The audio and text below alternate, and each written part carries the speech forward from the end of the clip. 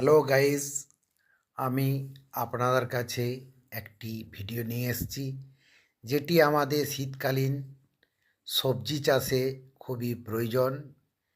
সেই সবজি সম্বন্ধে আলোচনা করব, যেটা হচ্ছে আমাদের শীতকালীন আলু রোপণ কিভাবে করতে হবে, তার জন্যে মাটি নির্বাচন এবং প্রস্তুতি।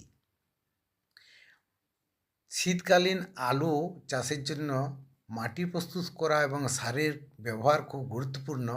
সেইগুলো নিয়ে আমি আলোচনা করব। মাটি নির্বাচন ও প্রস্তুতি। মাটির ধরনটা কেমন হবে? দোআঁশ বা বেলে দোআঁশ মাটি সবচেয়ে ভালো আলু চাষের পক্ষে। এর পিএইচ এর মান 5.5 থেকে 7 এর মধ্যে হলে খুবই আদর্শমূলক হবে।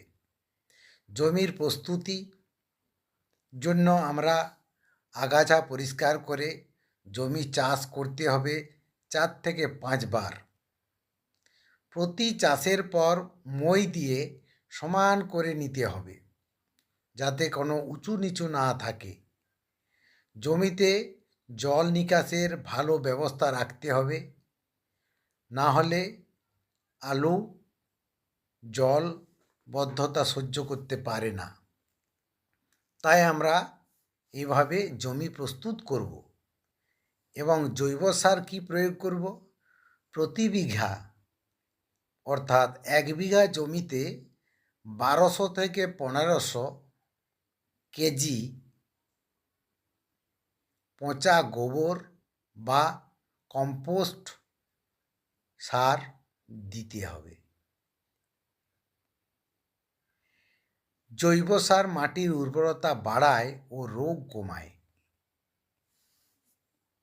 এরপর আমরা যে রাসায়নিক সারগুলো ব্যবহার করব সেগুলো হচ্ছে প্রতি বিঘাতে ইউরিয়া 50 থেকে 60 কেজি, টিএসপি 70 থেকে 80 কেজি, এমওপি 60 থেকে 65 কেজি, জিপসাম 20 কেজি, দস্তা সার জিঙ্ক সালফেট যেটা সেটা 2 থেকে 3 কেজি।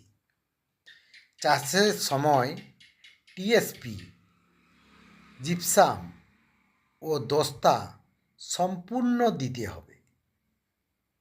এটা আমরা চাষের সময়। ইউরিয়া এমওপি 2টি কিস্তিতে দিতে হবে, মানে দুবার দিতে হবে। প্রথম কিস্তি যার জোগানো 20 দিন পর, মানে আমার আলু লাগানোর ঠিক গজানোর 20 দিন পর, এবং দ্বিতীয় কিস্তি 40 দিন পর। মাটি তৈরি ও রোপণ সময়। আলুর বীজ রোপণের আগে জমি ভালোভাবে চাষ করে আলু বেড বা উঁচু সারি তৈরি করতে হবে।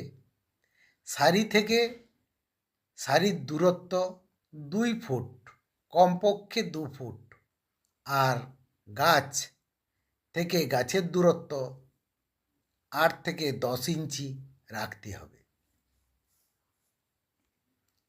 অর্থাৎ আমরা যদি সংক্ষেপে বলতে চাই, এইভাবে আমাদের জিনিসটা হবে।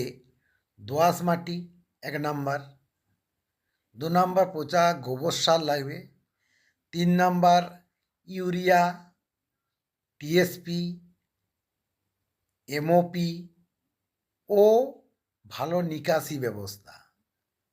তাতে ফলন বেশি এবং গুণমান উন্নত পরিমাণের হবে। সুতরাং ভিডিওটি ভালো লাগলে লাইক, শেয়ার, কমেন্ট ও পরবর্তী ভিডিওগুলি পাওয়ার জন্য সাবস্ক্রাইব অবশ্যই করবেন। ভালো থাকবেন, সুস্থ থাকবেন। ধন্যবাদ।